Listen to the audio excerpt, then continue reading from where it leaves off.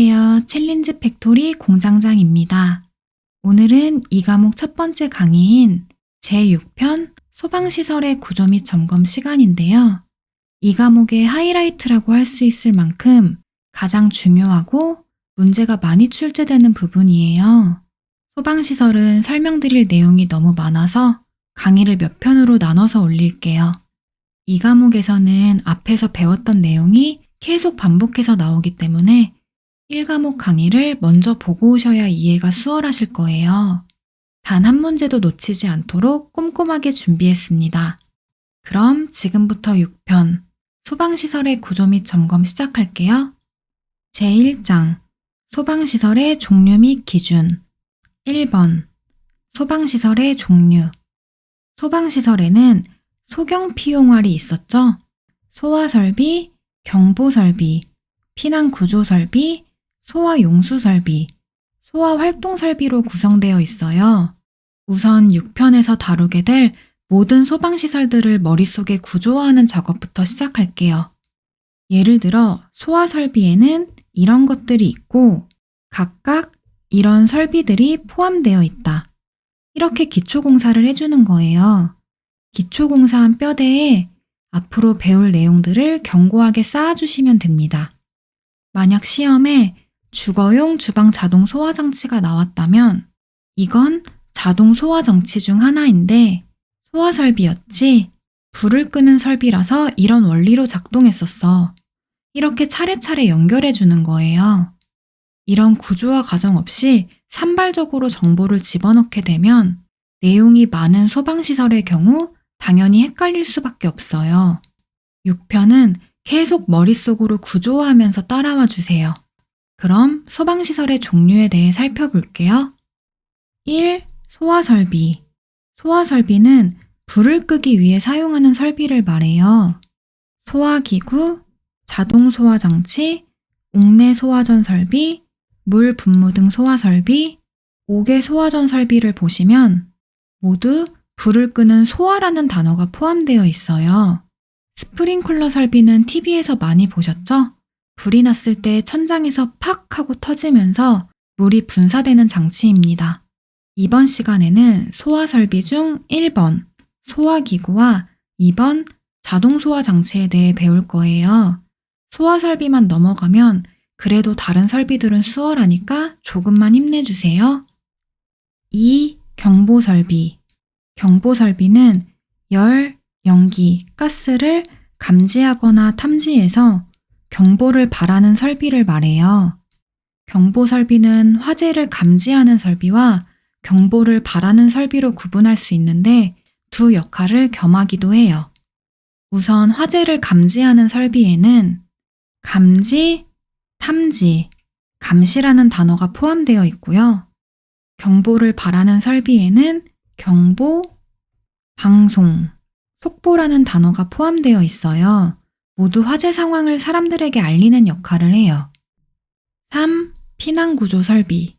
피난구조 설비는 피난이나 인명구조를 위해 사용하는 설비를 말해요. 피난 설비에는 화재 시 안전한 장소로 피난하기 위해 사용하는 피난기구, 피난을 유도하기 위한 유도등, 정전 시 원활한 피난을 돕는 비상조명 등이 있어요. 인명구조 기구에는 화재 시 열과 연기로부터 인명의 안전한 피난을 도와주는 방열복, 방화복, 공기호흡기 등이 있습니다. 4. 소화용수 설비. 소화용수 설비는 화재 진압에 필요한 물을 공급하거나 저장하는 설비를 말해요. 상수도 소화용수 설비, 소화수조, 저수조 등이 있습니다. 5. 소화활동 설비. 소화활동 설비는 일반인이 사용하는 설비가 아니라 소방관이 소화활동 시 사용하는 설비를 말해요. 화재를 진압할 때 필요한 보조 설비라고 이해해 주세요. 소화활동 설비는 종류가 시험에 가끔 나와서 암기하고 넘어갈게요. 연이 3개 있으니까 3년 무제비 이렇게 기억해 주세요. 사면 무제비, 어감이 입에 잘 붙을 거예요. 여기까지 소방시설의 종류와 각각 어떤 역할을 하는지, 또 세부적으로는 어떤 설비들이 포함되어 있는지 기초공사를 완료했어요. 그럼 지금부터 내용을 튼튼하게 쌓아볼게요. 2번, 특정 소방 대상물에 설치해야 할 소방시설 적용 기준. 강습교재 127페이지부터 132페이지까지 이 엄청난 표를 다 외워야 하는지 많은 분들이 질문 주셨어요. 저는 다 외우는 건 불가능하고 투입하는 노력 대비 비효율적이라고 생각했기 때문에 몇 개의 규칙만 찾아서 그 부분만 암기했습니다. 소방시설을 다 배운 후에 암기하시는 게 훨씬 수월해서 마지막 시간에 다시 한번 정리해 드릴게요. 지금은 넘어가 주세요. 3. 수용 인원의 산정 방법. 작은 사무실에 스프링클러, 피난기구, 소화수조 등 모든 소방시설을 다 설치할 수는 없겠죠? 그렇기 때문에 특정 소방 대상물에 소방시설을 설치할 때에는 대상물의 용도, 규모, 수용 인원 등을 고려해서 설치 대상을 규정하고 있어요. 예를 들어 문화 및 집회시설 중 수용 인원이 100인 이상인 곳에는 전층에 스프링클러 설비를 설치하도록 규정하고 있습니다.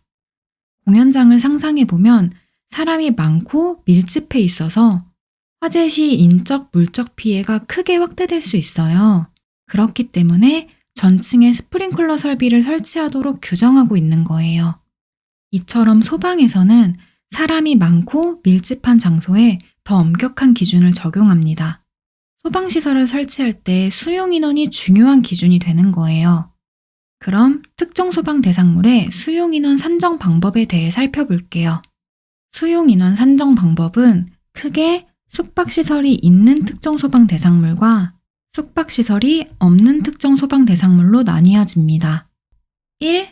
숙박시설이 있는 특정 소방 대상물. 숙박시설이 있는 특정 소방 대상물은 침대가 있는 숙박시설과 침대가 없는 숙박시설로 나뉘어집니다. 침대가 있는 숙박시설은 해당 특정 소방 대상물의 종사자 수 더하기 침대 수로 수용 인원을 산정합니다. 여기서 2인용 침대는 2인으로 계산해요. 예시를 볼게요. 종사자 수는 1인, 2인용 침대가 1개씩 놓여있는 객실이 9개 있어요. 수용 인원을 계산하면 종사자 수는 1, 침대 수는 2인용 침대가 9개 있으니까 2 곱하기 9에서 18. 그럼 1 더하기 18을 하면 총 수용 인원은 19인이 됩니다. 침대가 없는 숙박시설은 종사자 수 더하기 숙박시설 바닥 면적의 합계를 3제곱미터로 나눈 값으로 수용 인원을 산정합니다. 여기서 바닥 면적 산정 시 복도, 화장실, 계단의 바닥 면적은 제외하는데 보시면 사람이 오래 머무는 공간이 아니죠? 잠깐씩만 사용하는 공간이에요. 만약 이 부분까지 바닥 면적에 포함한다면 수용 인원이 너무 많아져 버릴 수도 있어요. 그래서 제외하는 겁니다. 암기는 복화, 개는 빼버려. 이렇게 기억해 주세요. 복화가 뭘 잘못했나 봐요. 그리고 계산 결과 소수점 이하는 반올림해 줍니다. 소방시설의 계산 문제에서 올림, 반올림, 버림 기준이 여러 개 나오는데 이것도 마지막 시간에 한 번에 정리해 드릴게요. 예시를 볼게요. 종사자 수는 1인, 바닥 면적이 4.5제곱미터인 객실이 9개, 바닥 면적이 3제곱미터인 사무실이 1개 있어요. 여기서 사무실은 복, 화, 개가 아니니까 바닥 면적 산정 시 빼지 않고 포함해 줄게요. 수용 인원을 계산하면 먼저 바닥 면적의 합계를 구해줍니다. 객실 4.5 곱하기 9에서 40.5, 사무실은 3 더하면 43.5제곱미터가 됩니다. 이 바닥 면적의 합계 43.5제곱미터를 3제곱미터로 나누면 14.5가 나와요. 그럼 종사자 수 1 더하기 14.5 하면 15.5, 소수점 이하 반올림에서 총 수용 인원은 16인이 됩니다. 2. 숙박시설이 없는 특정 소방 대상물. 교무실, 실습실, 휴게실, 강의실, 상담실 용도의 특정 소방 대상물은 해당 용도로 사용하는 바닥 면적의 합계를 1.9 제곱미터로 나눈 값을 수용인원으로 산정합니다. 장소를 보니 학교나 학원 같죠? 암기는 교실에 갔더니 휴강이라 상인가 19 이렇게 기억해 주세요. 대학교 다닐 때 갑자기 휴강하면 그렇게 좋더라고요. 예시를 볼게요. 바닥 면적 45제곱미터인 교무실 1개와 바닥 면적 60제곱미터인 강의실 1개가 있어요. 수용 인원을 계산하면 바닥 면적의 합계는 45 더하기 60해서 105제곱미터가 되고 이걸 1.9제곱미터로 나누면 55.2가 나와요. 55.2는 반올림이 안 되니까 총 수용 인원은 55인이 됩니다. 다음 문화, 집회시설, 운동시설, 종교시설, 강당은 해당 용도로 사용하는 바닥 면적의 합계를 4.6제곱미터로 나눈 값을 수용 인원으로 산정합니다. 이전에 배운 소방에서 위험한 친구들인 문지비와 동종이 기억나시나요? 문지비는 문화시설, 집회시설, 동종이는 운동시설, 종교시설이었어요. 이러한 장소들은 사람이 많고 밀집해 있기 때문에 소방에서 더 엄격한 기준을 적용합니다. 암기는 문집이랑 동종이강 사육했다. 이렇게 기억해 주세요. 예시를 볼게요.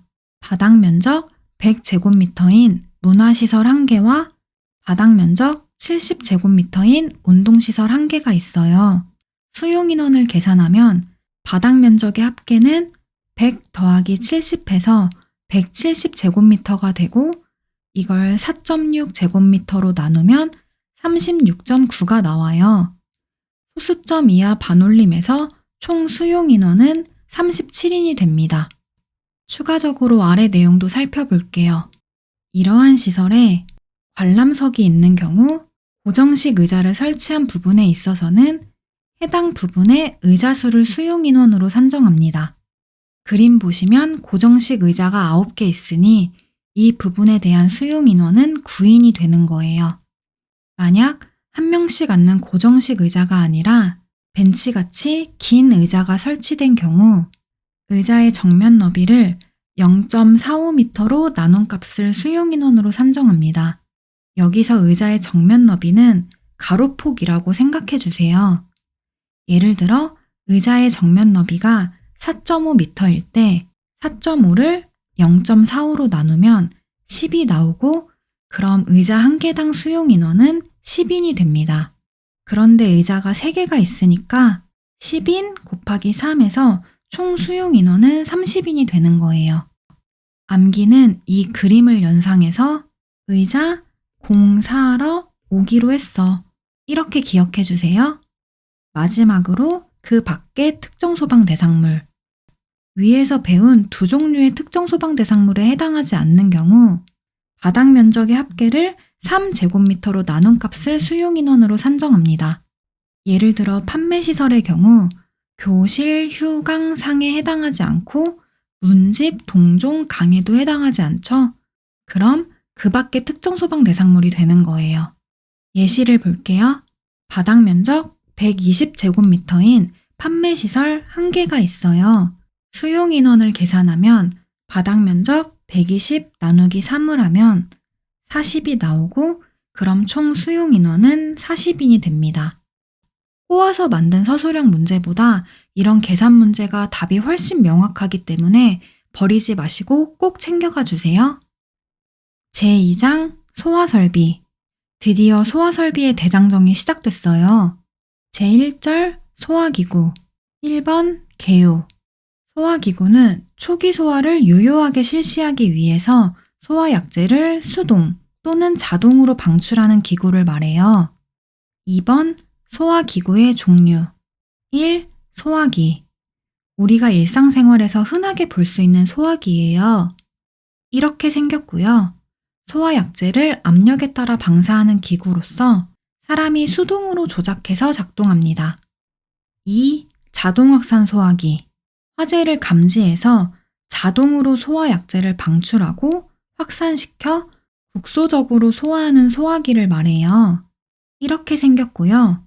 시설물 천장 부분에 고정시켜 사용하는데 설치 방법이 쉽고 간단해서 사용자가 직접 설치할 수 있어요.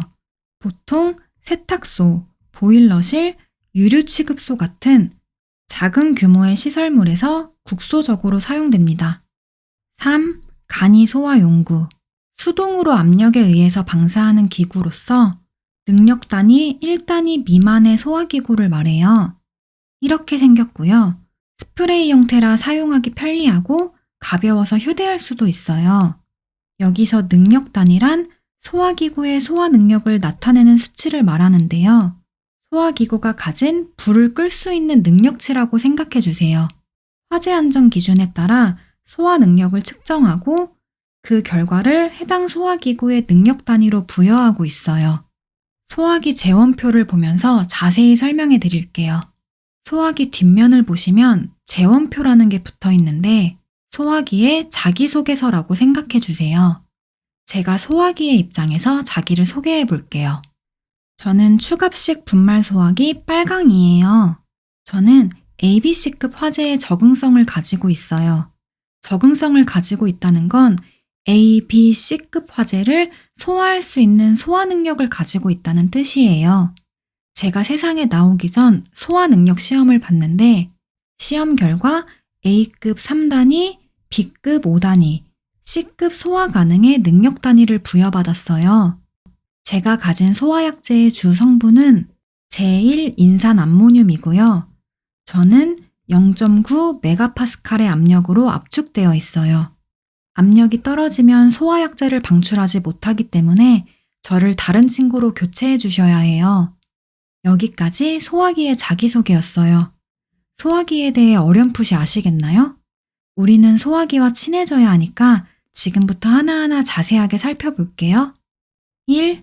소화기의 적응 화재. 이 내용은 소방학개론 강의에서 아주 자세히 다뤘었어요. 그래서 간단하게만 살펴볼게요. A급 화재는 일반 화재로 나무, 섬유와 같은 일반 가연물이 타고 연소 후 재가 남는 화재입니다. B급 화재는 유류 화재로 석유, 알코올과 같은 유류가 타고 연소 후 재가 남지 않는 화재입니다. C급 화재는 전기 화재로 전류가 흐르고 있는 전기기기나 배선과 관련된 화재이고요. K급 화재는 주방 화재로 동식물류를 취급하는 조리기구에서 일어나는 화재를 말해요. 예를 들어 이산화탄소 소화기의 적응 화재는 BC급인데 그럼 이산화탄소 소화기를 사용해서 유류 화재, 전기 화재를 소화할 수 있다는 뜻이에요. 2. 적응성. 해당 화재에 적응성이 있다는 건 해당 화재를 소화할 수 있는 소화 능력을 가지고 있다는 뜻입니다. 아까 빨강이는 ABC급 화재에 적응성이 있었죠? 그럼 일반 화재, 유류 화재, 전기 화재를 모두 소화할 수 있는 소화 능력을 가지고 있다는 뜻이에요. 만약 A급 화재가 발생했는데 BC급 소화기를 사용한다면 적응성이 없어서 소화가 어렵겠죠? 3. 능력 단위. 빨강이가 세상에 나오기 전 소화 능력 시험을 봤는데 시험 결과 A급 3단위, B급 5단위, C급 소화 가능의 능력 단위를 부여받았어요. 이러한 빨강이의 소화 능력이 어떻게 측정됐는지 살펴볼게요. A급 일반 화재에 대한 소화 능력 시험은 아래 표와 같이 실시됩니다. A급 1단위의 소화 능력 시험은 나무 90개를 우물정자로 쌓아서 불을 붙이고 3분 후에 시험 대상인 소화기로 소화를 시작합니다. 분사 완료 후 2분 이내에 다시 불이 붙지 않는다면 소화 능력이 있다고 판단해서 A급 1단위의 능력 단위를 부여해줘요. 빨강이는 나무 90개의 불을 끌 수 있는 능력이 있으니까 1단위 줄게. 이렇게 소화 능력을 측정하는 거예요.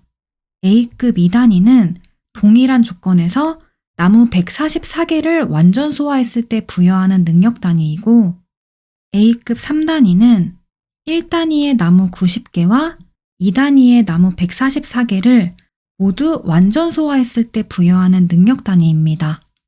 그럼 A급 10단위는 2단위의 5배 소화 능력을 가지고 있겠죠? 이 단위의 나무 144개 5더미를 모두 완전 소화했을 때 A급 10단위의 능력 단위를 부여해줘요. 일반적으로 가장 많이 사용하는 3.3kg 소화기의 경우 A급 3단위, B급 5단위, C급 소화 가능의 능력 단위를 묶어서 가지고 있고요. 소화기 뒷면 재원표를 보시면 이렇게 표기되어 있어요. 아까 빨강이도 이렇게 표기되어 있었죠? 정리하자면 능력 단위가 작은 소화기는 작은 불을 끌 수 있고 능력 단위가 큰 소화기는 큰 불을 끌 수 있는 거예요. 이 표는 따로 외우지 않으셔도 되고요. 능력 단위에 대한 개념만 정확하게 이해해 주시면 됩니다.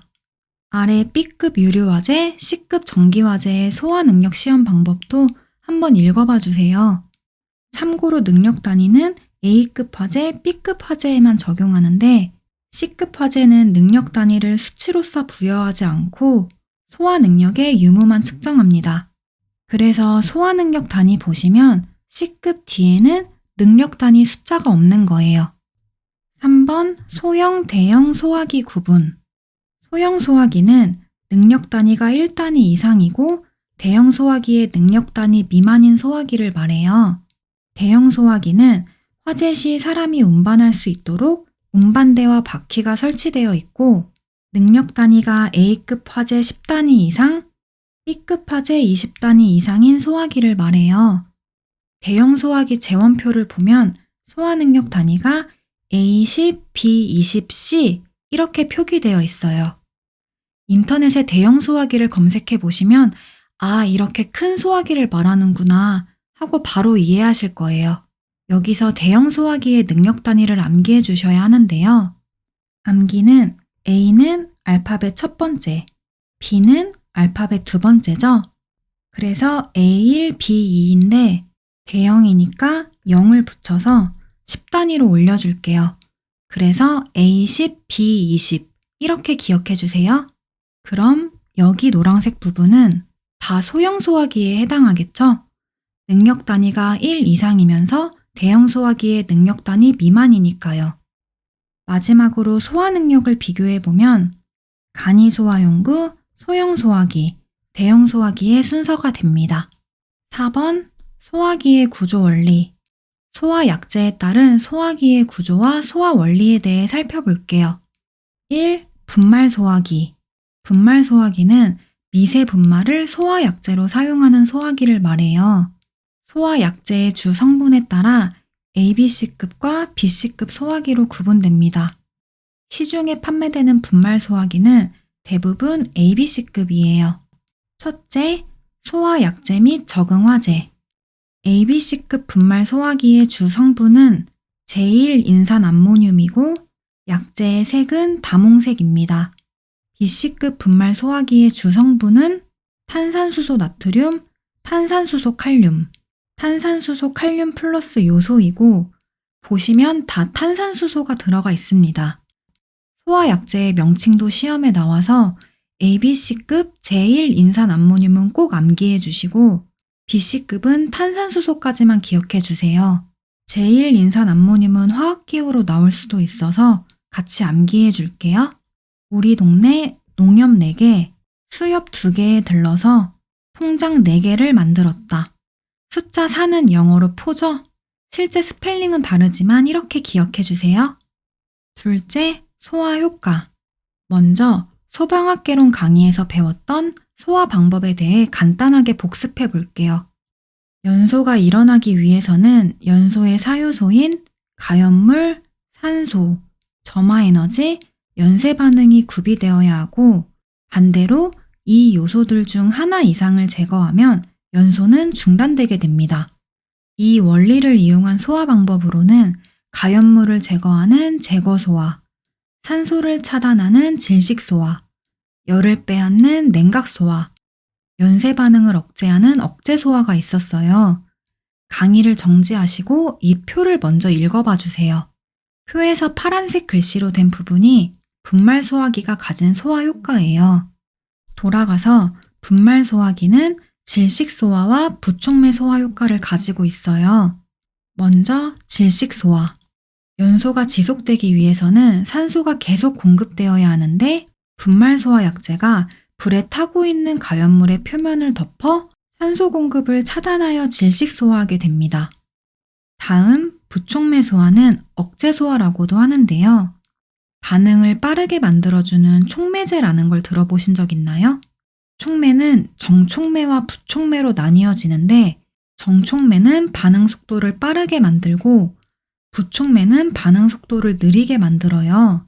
부촉매 소화란 이러한 부촉매제의 성질을 이용해서 연쇄 반응을 억제시켜 소화하는 방법이에요. 좀 복잡하게 느껴지실 수 있는데 그림을 볼게요. 가연물인 나무가 연소하면서 수소기, 수산기 같은 라디칼이 발생하는데요. 반응성이 매우 강한 라디칼은 다른 물질들과 반응하면서 연속적으로 산화 반응을 일으킵니다. 이걸 연쇄 반응이라고 하고 이러한 연쇄 반응 때문에 연소가 지속되는 거예요. 그럼 반대로 연소를 중단시키려면 연쇄 반응을 멈춰야 하고 연쇄 반응을 멈추려면 이 사태의 주동자인 라디칼을 없애면 되겠죠? 라디칼을 없애기 위해서 부촉매제인 분말소화 약제를 사용하는데요. 분사된 분말소화 약제가 라디칼에 흡착해서 라디칼이 더 이상 활동하지 못하도록 족쇄를 채웁니다. 활동을 멈춘 라디칼은 더 이상 다른 물질들과 반응하지 않기 때문에 라디칼이 주동하던 연쇄 반응은 멈추게 됩니다. 그럼 연쇄 반응으로 지속되던 연소도 중단되게 되는 거예요. 셋째, 분말 소화기의 구조. 분말 소화기는 크게 가압식 소화기와 축압식 소화기로 구분됩니다. 두 소화기를 구분하는 방법은 간단한데요. 소화기 손잡이 부분에 지시압력계가 있으면 축압식, 없으면 가압식이에요. 사진 보시면 축압식 소화기에는 이렇게 동그란 지시압력계가 부착되어 있습니다. 지시압력계를 통해 소화기 내부의 압력을 확인할 수 있어요. 그럼 자세하게 살펴볼게요. 가압식 소화기는 지시압력계가 없고 본체 용기 내부에 가압용 가스 용기가 별도로 설치되어 있는 소화기입니다.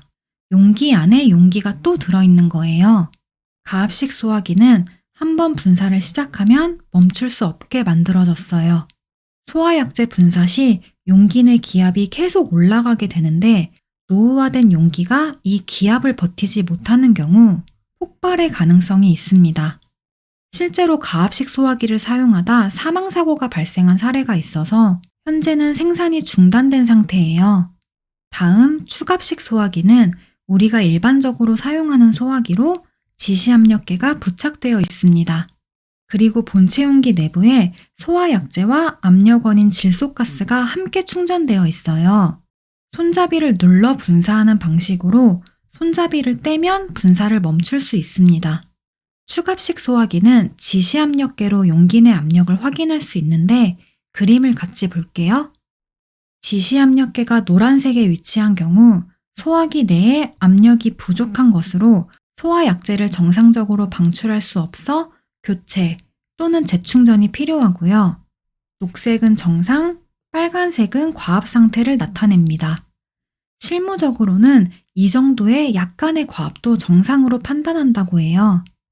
마지막으로 소화기에 사용 가능한 압력 범위는 0.7에서 0.98메가파스칼인데 용기 내 압력이 이 범위를 벗어나게 되면 정상적인 사용이 불가능합니다. 암기는 소화기가 은근히 무거워요. 그래서 소화기 들고 있는 친구 팔 아파 이렇게 기억해 주세요. 넷째, 분말 소화기 내용 연수 및 폐기 방법. 분말 소화기의 내용 연수는 10년인데 내용 연수는 사용 가능한 유효기간이라고 생각해 주세요. 내용 연수가 지난 소화기는 교체하거나 성능 확인을 받도록 규정하고 있어요. 확인 결과 성능에 문제가 없다면 1회에 한해서 내용 연수 3년 연장이 가능합니다. 연장을 허가받은 경우 총 13년 사용이 가능한 거예요. 사진을 보시면 해당 소화기의 제조 연월은 2019년 4월입니다. 분말 소화기의 내용 연수가 10년이니까 이 소화기는 10년 후인 2029년 3월까지 사용할 수 있는 거예요. 중요한 내용이 하나 더 있는데 내용 연수는 분말 소화기에만 해당됩니다. 이산화탄소, 한론 같은 가스계 소화기는 내용 연수가 따로 없어요. 즉, 성능에 문제만 없다면 반영구적으로 사용할 수 있는 거예요. 다음, 분말 소화기 폐기 방법은 생활 폐기물 신고 필증을 구매해서 부착한 후 지정된 장소에 배출하면 됩니다. 2. 이산화탄소 소화기. 이산화탄소 소화기는 고압으로 액화시킨 이산화탄소를 소화약제로 사용하는 소화기를 말해요. 용기 내에서는 액화 상태이지만 용기에서 방출되면서 가스 상태로 변합니다. 이산화탄소 소화기는 가스로 화재를 진압하기 때문에 소화 잔존물이 남지 않아 가연물의 오손과 같은 2차적인 피해를 방지할 수 있어요. 예를 들어 전산실에 화재가 발생했을 때 분말 소화기로 소화한다면 기계가 다 오염되고 손상을 입겠죠. 미세한 분말 입자가 불이 붙지 않은 멀쩡한 기계까지 훼손시킬 수 있어요. 반면 이산화탄소 소화기는 소화 후 잔존물이 없어 현장 보존이 용이하고 소화 대상물에 피해가 발생하지 않습니다. 첫째, 소화 약제 및 적응 화재. 이산화탄소 소화기의 적응 화재는 B씨급으로 유류 화재나 전기 화재에 뛰어난 성능을 발휘해요. 특히 전기가 통하지 않는 전기 절연 능력이 우수한데요. 소화 시 감전의 위험이 없기 때문에 전기 화재에서 안전하게 사용할 수 있습니다. 둘째, 소화 효과. 강의를 정지하시고 이 표를 먼저 읽어봐 주세요. 표에서 파란색 글씨로 된 부분이 이산화탄소 소화기가 가진 소화 효과예요. 돌아가서 이산화탄소 소화기는 질식 소화와 냉각 소화 효과를 가지고 있어요. 먼저 질식 소화. 화재 공간에 이산화탄소를 방출하면 공기 중의 산소 농도가 가연물이 연소할 수 있는 최저 산소 농도인 15% 이하로 떨어지며 연소가 중단되게 됩니다.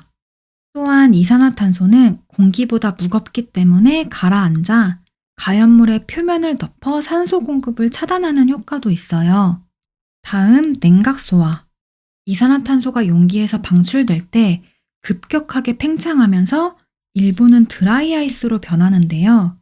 물이 냉각된 고체 상태를 얼음이라고 하듯이 이산화탄소가 냉각된 고체 상태를 드라이 아이스라고 합니다. 이러한 드라이 아이스는 고체에서 바로 기체로 변하는 승화가 일어나는 게 특징이에요. 주먹만한 드라이 아이스를 공기 중에 놔두면 하얀 안개 같은 게 발생하면서 시간이 지나 손톱만큼 작아지는데 주변에 녹은 흔적은 없어요. 액체로 녹지 않고 바로 기체로 승화해서 공기 중으로 날아갔기 때문이에요. 이렇게 드라이 아이스가 승화하려면 많은 열을 필요로 하는데 이때 가연물과 주위 공기에서 열을 빼앗아 사용합니다. 열을 빼앗긴 가연물과 주위 공기는 빠르게 냉각되며 냉각 소화가 이루어져요.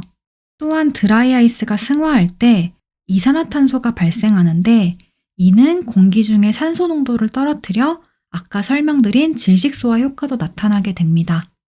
셋째, 이산화탄소 소화기의 구조. 이산화탄소 소화기는 레버식 밸브를 열고 닫는 방식으로 사용하기 때문에 필요시 방사를 중지할 수 있어요. 또한 지시압력계가 따로 부착되어 있지 않습니다. 3. 한론 소화기. 한론 소화기는 한론가스를 소화약제로 사용하는 소화기를 말해요. 한론은 불에 타지 않는 불연성 기체로 공기보다 무거워서 가라앉는 특징이 있어요.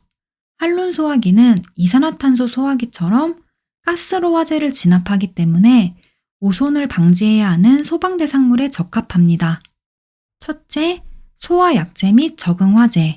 한론 소화기는 소화약제의 종류에 따라 ABC급 소화기와 B씨급 소화기로 구분됩니다. 한론 소화약제에는 이렇게 숫자가 붙는데 이 숫자는 할로겐의 원자수를 의미해요.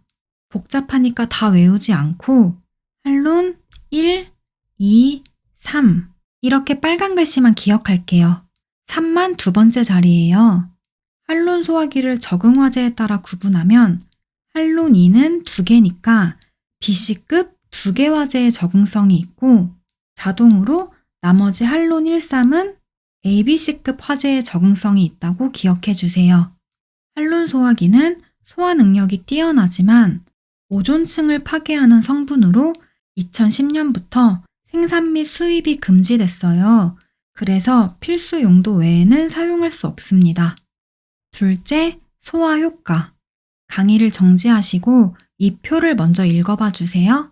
표에서 파란색 글씨로 된 부분이 할론 소화기가 가진 소화 효과예요. 돌아가서 할론 소화기는 부촉매 소화와 질식 소화 효과를 가지고 있는데 부촉매 소화는 억제 소화라고도 불러요. 먼저 부촉매 소화. 부촉매 소화는 연쇄 반응을 억제해서 소화하는 방법이었죠. 분말 소화기의 부촉매 소화와 소화 원리가 동일해요. 분말 소화기에서는 분말 소화 약제를 부촉매제로 사용했다면 할론 소화기에서는 할론 소화 약제를 부촉매제로 사용한 거예요. 이 부분은 분말 소화기에서 충분히 설명했으니 넘어갈게요. 다음, 질식 소화. 화재 공간에 할론가스를 방출하면 공기 중의 산소 농도가 가연물이 연소할 수 있는 최저 산소 농도인 15% 이하로 떨어지며 연소가 중단되게 됩니다. 또한 할론가스는 공기보다 무겁기 때문에 가라앉아 가연물의 표면을 덮어 산소 공급을 차단하는 효과도 있어요. 하지만 이러한 질식 소화가 이루어지기 전에 부촉매 소화가 먼저 이루어지기 때문에 실제 질식 소화 효과는 미비하게 작용합니다. 셋째, 할론 소화기의 구조. 할론 소화기는 소화 약제에 따라 할론 1, 2, 3으로 구분했었죠. 제가 할론 소화기를 만드는 회사의 사장이라고 상상해 볼게요. 할론 1, 2는 챌린지 팩토리에서 10년 전에 첫 번째와 두 번째로 출시한 소화기였어요. 그때 당시 기술이 부족해서 지시압력계가 있어야만 압력 상태를 확인할 수 있었습니다. 그래서 지시압력계가 부착된 형태로 출시된 거예요. 올해 새롭게 출시된 할론 3은 가스 자체의 압력으로 방사하기 때문에 지시압력계가 필요 없고 가장 우수한 소화 능력으로 업그레이드 됐어요. 지시압력계 유무를 이렇게 연상해서 기억해 주세요. 소화기의 내용이 너무 많죠. 마지막으로 깔끔하게 정리하고 넘어갈게요. 1. 분말 소화기. 제1인산암모늄이 주성분인 분말 소화기는 ABC급 화재에 적응성이 있고요. 탄산수소가 주성분인 분말 소화기는 BC급 화재에 적응성이 있어요. 소화 효과로는 분말 소화 약제가 가연물의 표면을 덮어 산소를 차단하는 질식 소화와 분말 소화 약제가 라디칼을 흡착해서 연쇄 반응을 억제하는 부촉매 소화가 있어요. 2. 이산화탄소 소화기. BC급 화재에 적응성이 있고요. 소화 잔존물이 남지 않아 가연물의 오손과 같은 2차적인 피해를 방지할 수 있습니다.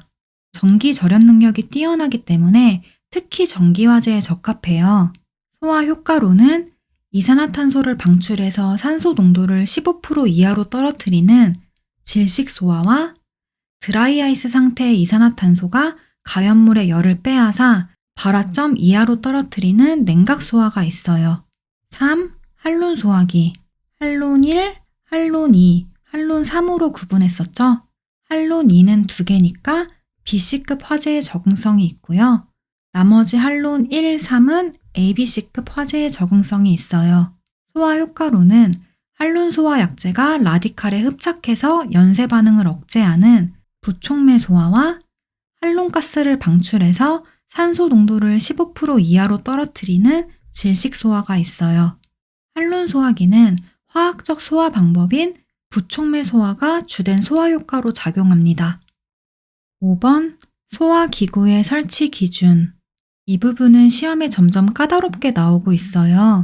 하나씩 꼼꼼하게 살펴볼게요. 1. 특정 소방 대상물의 설치 장소에 따라 적응성이 있는 소화기구를 설치한다. 예를 들어 유류 취급 장소에는 B급 유류화재의 소화 능력이 있는 소화기구를 설치해야 하고 전산실에는 C급 전기화재의 소화 능력이 있는 소화기구를 설치해야 한다는 뜻이에요. 2. 특정 소방 대상물에 따라 소화기구의 능력 단위를 기준 이상으로 한다. 예를 들어 공연장에 화재가 났다고 상상해 볼게요. 엄청 넓은 공연장에 1단위 소화기 3개가 배치되어 있어요. 좀 극단적이긴 하지만 화재를 진압하기에 턱없이 부족하겠죠? 그럼 초기 소화에 실패해서 화재가 확대될 수 있습니다. 그래서 넓은 공연장을 충분히 초기 소화할 수 있는 능력 단위 이상의 소화기구를 설치해야 한다는 뜻이에요.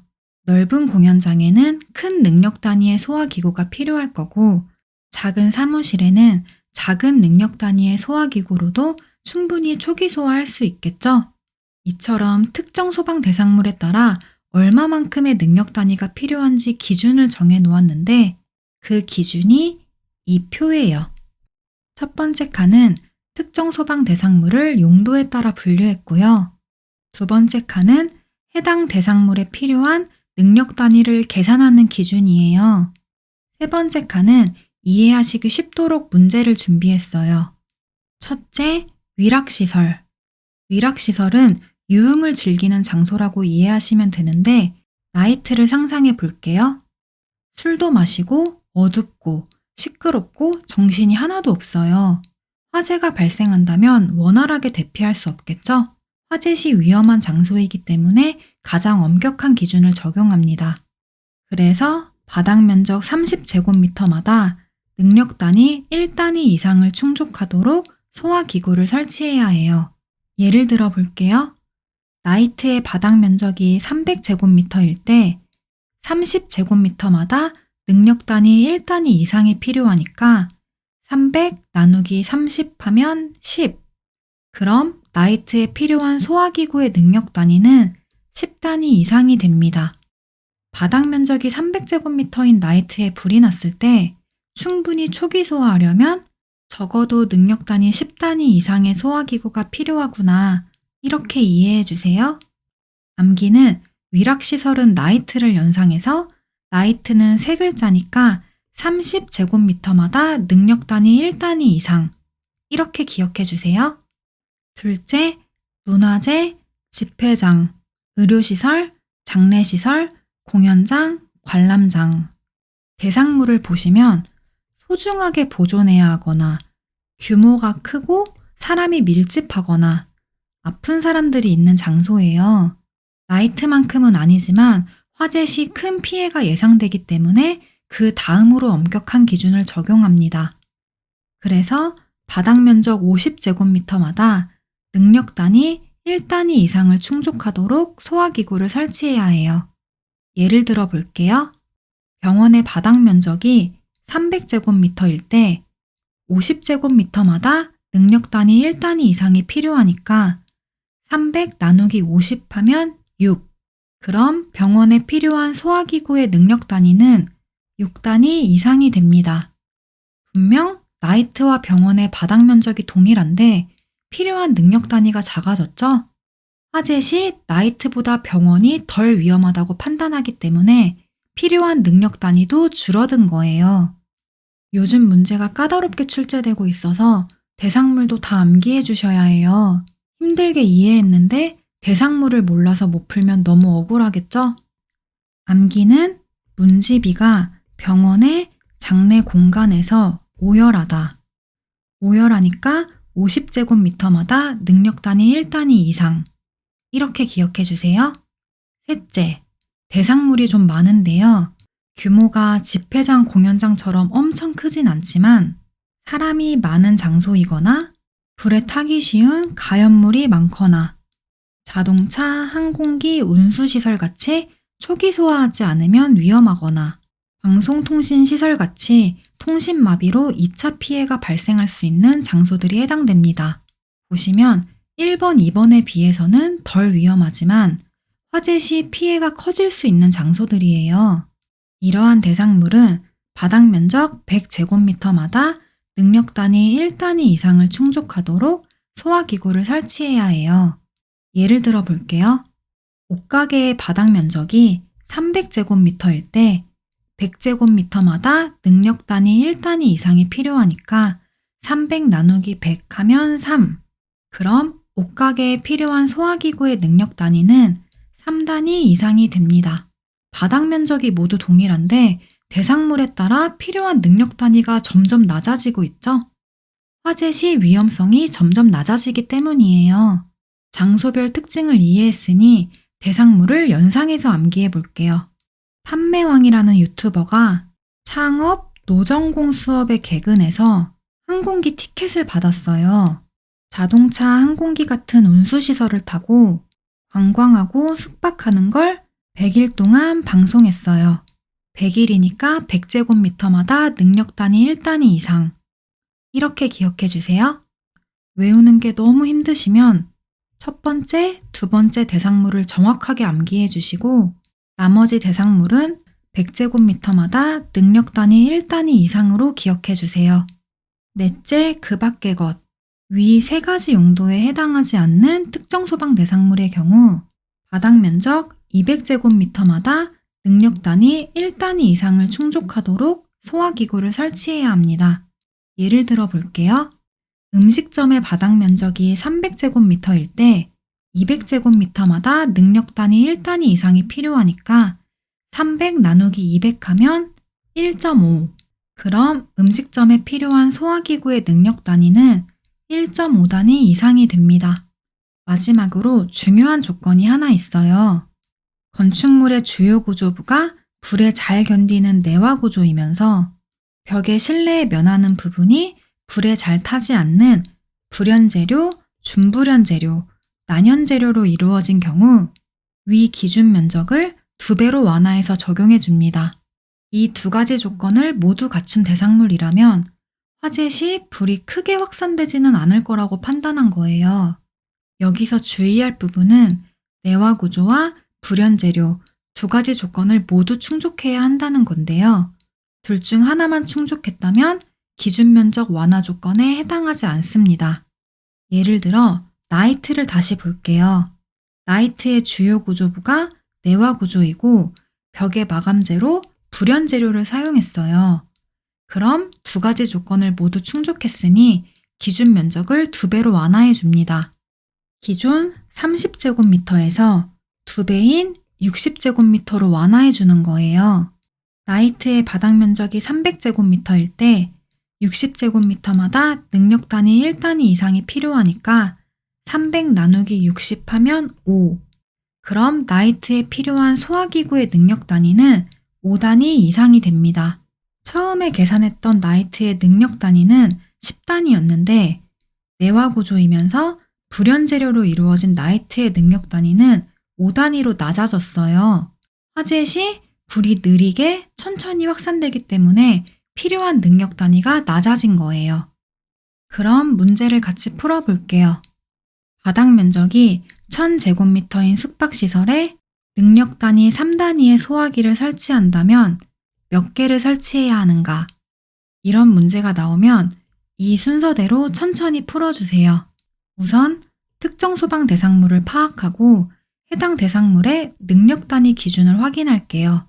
대상물은 숙박시설이고 숙박시설은 판매왕 창업노전공 개근, 자동차 항공기 운수시설, 관광, 숙박, 100일 방송.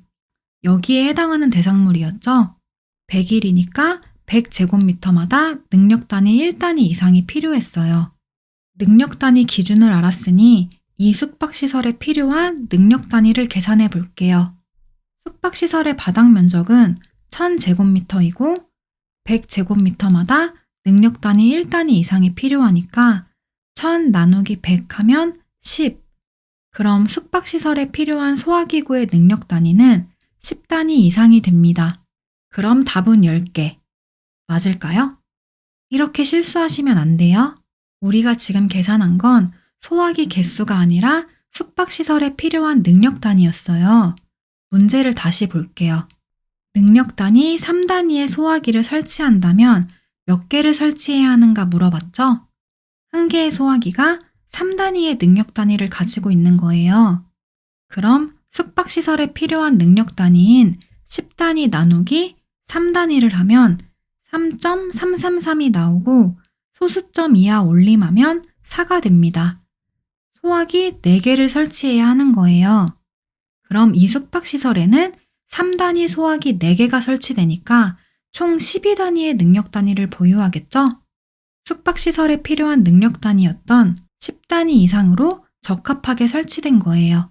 여기서 소화기 개수를 구할 때는 무조건 소수점 이하 올림으로 계산해 줍니다. 화재 상황에서 부족함 없이 사용해야 하기 때문에 최대한 보수적으로 계산해 주는 거예요. 3개 배치하는 것보다 4개 배치하는 게 더 안전하겠죠? 하나 더 풀어볼게요. 바닥 면적이 1000제곱미터인 숙박시설에 주요 구조부는 내화 구조이고 벽의 마감재는 불연재료를 사용했어요. 이 숙박시설에 능력 단위 3단위의 소화기를 설치한다면 몇 개를 설치해야 하는가? 이전과 동일한 문제인데 주요 구조부가 내화 구조이면서 마감재가 불연재라는 조건만 추가되었죠.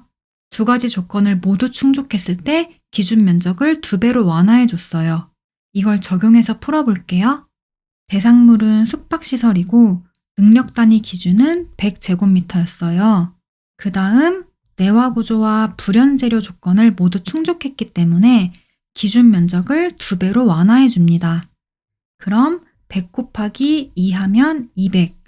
능력 단위 기준이 200제곱미터로 2배 늘어났어요. 능력 단위 기준을 알았으니 이 숙박시설에 필요한 능력 단위를 계산해 볼게요. 숙박시설의 바닥 면적은 1000제곱미터이고 200제곱미터마다 능력 단위 1단위 이상이 필요하니까 1000 나누기 200 하면 5. 그럼 숙박시설에 필요한 소화기구의 능력 단위는 5단위 이상이 됩니다. 처음에 필요한 능력 단위는 10단위 이상이었는데 기준을 완화해줬기 때문에 필요한 능력 단위가 반으로 줄어들었어요. 그럼 답은 5개. 맞을까요? 아니죠. 이건 숙박시설에 필요한 능력 단위를 계산한 거예요. 문제를 다시 볼게요. 능력 단위 3단위의 소화기를 설치한다면 몇 개를 설치해야 하는가 물어봤어요. 그럼 숙박시설에 필요한 능력 단위인 5단위 나누기 3단위를 하면 1.666이 나오고 소수점 이하 올림하면 2가 됩니다. 소화기 2개를 설치해야 하는 거예요. 그럼 이 숙박시설에는 3단위 소화기 2개가 설치되니까 총 6단위의 능력 단위를 보유하겠죠? 숙박시설에 필요한 능력 단위였던 5단위 이상으로 적합하게 설치된 거예요. 마지막으로 시험에서 특정 소방 대상물이 숙박시설이라고 명확하게 나오지 않고 호텔로 응용해서 나올 수도 있어요.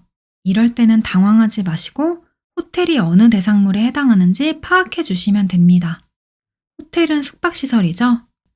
다시 돌아가서 우리 소화기구의 설치 기준 보고 있었어요. 3.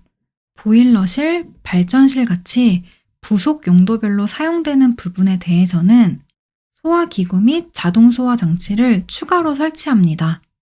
다른 공간과 독립적으로 분리된 공간이기 때문에 만약 이 공간에서 화재가 발생한다면 밖으로 뛰어가서 소화기를 가져와야 하고 그럼 초기 소화가 지체될 수 있어요. 공간 안에 이미 소화기가 배치되어 있다면 더 빠르게 초기 소화할 수 있겠죠? 4. 소화기 설치 기준. 첫째, 기본적으로 소화기는 각 층마다 설치해야 하고요. 둘째, 특정 소방 대상물의 각 부분으로부터 한 개의 소화기까지 보행거리가 소형 소화기 20m 이내, 대형 소화기 30m 이내로 배치해야 합니다. 쉽게 말해서 얼마만큼의 간격으로 소화기를 배치해야 하는지 규정한 거예요. 여기서 보행거리는 어떤 지점에서 다른 지점까지 걸어갔을 때의 거리를 뜻합니다. 수평거리 기준이 아닌 보행거리 기준이라는 걸 꼭 기억해 주세요. 수평거리는 장애물이 있어도 상관없이 일직선으로 잰 거리를 말하는데요. 예를 들어 소화기를 수평거리 기준으로 설치했는데 중간에 벽이 있다면 화재 시 다른 경로로 우회해서 소화기를 가지러 가야 해요. 실제 거리가 훨씬 멀어지겠죠? 그렇기 때문에 보행거리를 기준으로 소화기를 배치해서 화재 시 지체 없이 사용할 수 있도록 규정한 거예요. 그림을 보시면 특정 소방 대상물의 각 부분으로부터 사람이 걸어갔을 때 소형 소화기는 20m 이내, 대형 소화기는 30m 이내로 배치하면 됩니다. 암기는 소2, 대3. 셋째, 특정 소방 대상물의 각 층이 2개 이상의 거실로 구획된 경우 바닥 면적 33제곱미터 이상으로 구획된 각 거실에도 소화기를 추가로 배치해야 합니다. 여기서 거실은 또 다른 공간이라고 생각해 주세요. 아까 보일러실과 유사한 이유인데 독립적으로 구획된 공간에 화재가 발생한다면 밖으로 뛰어가서 소화기를 가져와야 하고 그럼 초기 소화가 지체될 수 있어요. 구획된 공간 안에 이미 소화기가 배치되어 있다면 더 빠르게 초기 소화할 수 있겠죠? 만약 거실이 20제곱미터라면 소화기를 추가로 배치하지 않아도 됩니다. 이 부분은 뒤에서 문제로 풀어볼게요. 넷째, 아파트의 경우 각 세대에 배치해 줍니다. 5. 능력 단위가 2단위 이상이 되도록 소화기를 설치해야 할 특정 소방 대상물에 있어서는 간이 소화 용구의 능력 단위가 전체 능력 단위의 2분의 1을 초과하지 않도록 합니다. 다만 노유자 시설의 경우는 제외예요. 간이 소화 용구는 스프레이 형태로 된 한 손에 쏙 들어오는 작은 소화기였죠. 소화 약재는 500g밖에 안 되고 능력 단위도 1단위 미만이었어요. 단순하게 생각해봐도 소화 능력이 작겠죠? 급한 상황에서 작은 불씨를 소화하는 데 사용할 수는 있지만 큰 소화 능력을 기대하고 사용하는 건 아닐 거예요. 예를 들어 대상물의 14단위의 능력 단위가 필요한데 이 능력 단위를 간이 소화 용구로 다 채운다면 일단 엄청 많은 수량을 설치해야 할 거예요. 화재 시 조금만 분사해도 간이 소화 용구 하나를 금방 소진해 버릴 테니 계속 교체해줘야 하니까 효과적인 소화도 불가능할 거고요. 그렇기 때문에 간이 소화 용구의 능력 단위가 전체 능력 단위의 2분의 1을 초과하지 않도록 제한을 두는 겁니다. 적어도 필요한 능력 단위의 반 이상은 소화 능력이 검증된 일반 소화기를 설치해서 초기 소화에 실패하지 않도록 안전하게 대비하는 거예요. 14단위의 능력 단위가 필요하다면 간이 소화 용구는 2분의 1을 초과하지 않게, 즉 7단위를 초과하지 않게 설치해야 합니다. 다만 예외사항이 있었죠. 아동과 노인이 있는 노유자 시설의 경우 이 기준을 적용하지 않습니다. 일반적으로 우리가 사용하는 소화기는 약재 중량만 3.3kg으로 은근히 무겁기 때문에 노유자 시설에서는 이 소화기를 적절하게 사용하지 못할 수도 있어요. 화재 시 소화기를 들은 상태로 화점에 방사해야 하는데 아이들은 사용하기 어렵겠죠? 그렇기 때문에 아예 사용을 못하는 것보다는 작은 소화 효과라도 기대할 수 있는 간이 소화 용구를 충분히 배치해서 화재 시 빠르게 초기 소화할 수 있도록 예외사항을 둔 거예요. 6. 소화기구는 거주자 등이 손쉽게 사용할 수 있는 장소에 바닥으로부터 높이 1.5m 이하의 곳에 비치해야 합니다. 여기서 자동 확산 소화기는 천장에 설치하는 거니까 당연히 제외이고요. 만약 소화기가 높이 2m인 선반에 비치되어 있다면 저는 100% 사용하지 못할 거예요. 화재 시 손쉽게 조작하고 사용할 수 있도록 적어도 성인 키보다 낮은 곳에 비치해야 한다는 내용입니다. 7번, 8번은 한번 읽어보시고요. 강습교재 141페이지 문제 같이 풀어볼게요. 지금까지 배운 모든 내용을 응용한 문제예요. 바닥 면적이 350제곱미터인 업무시설에 구획된 거실이 50제곱미터일 때 이 대상물에 필요한 소화기구의 능력 단위를 구하고 능력 단위 3단위인 소화기를 설치한다면 몇 개를 설치해야 하는지 답하시오. 우선 특정 소방 대상물을 파악하고 해당 대상물의 능력 단위 기준을 확인할게요. 대상물은 업무시설이고 업무시설은 판매왕, 창업, 노전공 개근, 자동차 항공기 운수시설, 관광 숙박 100일 방송 여기에 해당하는 대상물이었죠. 100일이니까 100제곱미터마다 능력 단위 1단위 이상이 필요했어요. 능력 단위 기준을 알았으니 이 업무시설에 필요한 능력 단위를 계산해 볼게요. 업무시설의 바닥 면적은 350제곱미터이고 100제곱미터마다 능력 단위 1단위 이상이 필요하니까 350 나누기 100 하면 3.5.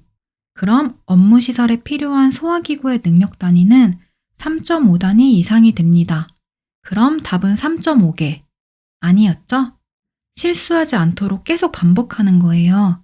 시험 보실 때 뭐가 더 있었는데? 이렇게 생각나실 거예요. 우리가 지금 계산한 건 소화기 개수가 아니라 업무 시설에 필요한 능력 단위였어요. 문제를 다시 볼게요. 능력 단위 3단위인 소화기를 설치한다면 몇 개를 설치해야 하는가 물어봤죠? 그럼 업무 시설에 필요한 능력 단위인 3.5단위 나누기 3단위를 하면 1.166이 나오고 소수점 이하 올림하면 2가 됩니다. 소화기 2개를 설치해야 하는 거예요. 그럼 이 업무 시설에는 3단위 소화기 2개가 설치되니까 총 6단위의 능력 단위를 보유하겠죠? 업무 시설에 필요한 능력 단위였던 3.5단위 이상으로 적합하게 설치된 거예요. 그런데 여기서 끝이 아니에요. 바닥 면적 33제곱미터 이상인 거실에는 소화기를 추가로 설치해야 했었죠? 업무 시설 안에 구획된 거실은 바닥 면적이 50제곱미터로 33제곱미터 이상이기 때문에 소화기 1개를 추가로 설치해 줍니다. 그럼 이 업무 시설에 필요한 소화기의 설치 개수는 사무실 2개, 거실 1개, 총 3개가 되는 거예요. 시험에 자주 나오는 부분이라서 꼼꼼하게 읽어보시고 문제도 여러 번 반복해서 풀어주세요. 그러면 다 맞추실 수 있어요. 6번 소화기 점검. 우리는 소방안전관리자이기 때문에 특정 소방 대상물에 설치된 소화기들을 정기적으로 점검해야 합니다. 화재 시 문제없이 사용할 수 있도록 외관이나 성능을 점검하는 거예요. 그럼 어떤 부분을 점검해야 하는지 점검 사항과 점검 방법에 대해 살펴볼게요. 1. 소화기 적응성. 특정 소방 대상물에서 발생할 수 있는 화재의 종류에 따라 적응성이 있는 소화기를 사용해야 합니다. 2. 본체 용기. 본체 용기가 변형, 손상, 부식된 경우 교체해야 합니다. 특히 생산이 중단된 가압식 소화기는 사용자가 목숨을 잃는 사망사고가 발생한 사례도 있기 때문에 폐기 처리해 주시는 게 좋아요. 3. 누름새, 레버 등 조작 장치. 사진을 보시면 이 부분이 소화기의 손잡이, 레버인데요. 손잡이의 누름새가 변형되거나 파손되면 사용 시 손잡이를 눌러도 소화약제가 방출되지 않아요. 4. 호스, 혼, 노즐. 사진을 보시면 호스, 혼, 노즐이에요. 혼은 이산화탄소 소화기, 노즐은 분말 소화기에 주로 사용됩니다. 소화약제가 분출되는 경로인 호스, 혼, 노즐이 부서지거나 탈락되면 파손된 부분으로 소화약제가 새어 화점으로 정확하게 약제를 방출할 수 없어요. 5. 지시압력계. 앞에서 배웠었죠? 지시압력계가 노란색에 위치하면 소화기 내의 압력이 부족한 것으로 재충전 또는 교체가 필요하고 녹색은 정상, 빨간색은 과압 상태를 나타냅니다. 6. 소화약제. 분말 소화기. 분말 소화약제가 굳거나 고형화된 것이 있는지 점검해야 하는데 지시압력계가 정상 범위에 있더라도 소화약제가 굳어 있다면 화재 시 정상 사용이 불가능합니다. 소화기를 거꾸로 들면 응고된 소화약제가 떨어지는 소리로 고형화 여부를 확인할 수 있어요. 다음 이산화탄소 소화기. 분말 소화기에는 지시압력계가 있었죠? 소화약제가 방출되면 압력이 떨어지기 때문에 지시압력계가 노란색에 위치하고 이로 인해 소화기를 사용했다는 걸 확인할 수 있습니다. 그런데 이산화탄소 소화기는 지시압력계가 없기 때문에 소화약제가 방출되었는지 확인하기 위해서 재원표의 소화기 총 중량과 현재 소화기의 무게를 비교하는 방법을 사용합니다. 재원표의 총 중량에서 현재 소화기의 무게를 빼면 손실된 약재 중량이 나오겠죠? 여기서 손실된 약재 중량이 재원표 약재 중량의 5% 초과시 불량으로 판단하게 됩니다. 복잡하지 않아요. 예를 들어볼게요. 소화기의 재원표에는 총 중량이 9.5kg으로 표기되어 있어요. 그런데 실제로 소화기의 무게를 재보니 8.9kg밖에 안 되는 거예요. 무게가 줄어든 만큼 약재가 방출된 거겠죠? 그럼 9.5kg 빼기 8.9kg 하면 0.6kg의 손실된 약재 중량을 확인할 수 있어요. 0.6kg을 g으로 바꾸려면 1000을 곱하면 되는데 그럼 0.6 곱하기 1000에서 손실량은 600g이 됩니다. 손실량이 재원표 약재 중량의 5%를 초과한 경우 불량이었죠. 재원표 약재 중량은 2.3kg이고 이걸 g으로 바꾸면 1000을 곱해서 2300g이 됩니다. 2300g의 5%는 115g이에요. 1번에서 계산한 손실된 약재 중량 600g이 재원표 약재 중량의 5%인 115g을 초과하니까 이 소화기는 불량으로 판단합니다. 계산할 때 저는 제 손을 못 믿어서 꼭 계산기를 사용하시는 걸 추천드릴게요. 7. 안전핀. 안전핀은 실수로 손잡이를 눌러서 소화약재가 방출되는 상황을 방지하기 위해 설치되어 있어요. 수류탄에 설치된 안전핀과 동일한 원리입니다. 그래서 안전핀이 탈락되진 않았는지 변형되어 있진 않은지 점검해야 하는 거예요. 8. 자동 확산 소화기 점검 방법은 수갑식 소화기와 동일하게 지시압력계 상태를 확인하면 됩니다. 7번 소화기 실습. 지금까지 배운 소화기는 초기 소화에 가장 효과적인 소방시설이에요. 소화기 실습 방법은 어려운 내용이 아니라서 가볍게 읽어봐 주세요. 제2절 자동 소화 장치.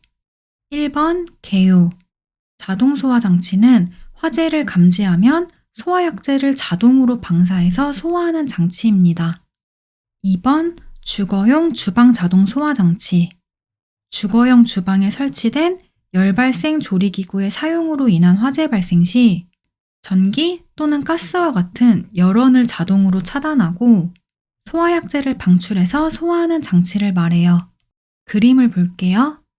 음식물이나 기름이 과열돼서 조리기구에 불이 붙었어요.